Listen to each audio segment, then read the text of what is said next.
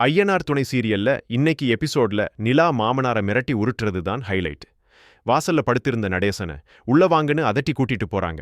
அவர் எவ்ளோ தடுத்தும் நிலா விடுறதா இல்ல.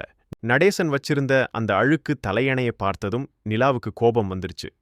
இது என் சென்டிமெண்ட்னு அவர் கெஞ்சினாலும் நிலா அதை பிடுங்கி வீசிட்டு புது தலையணைய திணிக்கிற அதிரடி செம.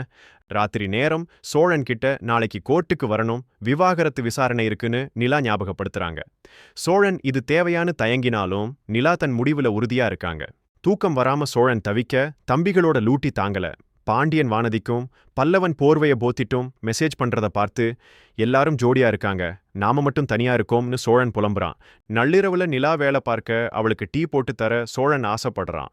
வீட்ல பால் இல்லைன்னு தெரிஞ்சதும் அந்த ராத்திரியில நெடுஞ்சாலை கடைக்கு போய் டீ வாங்கிட்டு வந்து குடுக்கிற அந்த அக்கறை ரொம்ப ஸ்பெஷல்.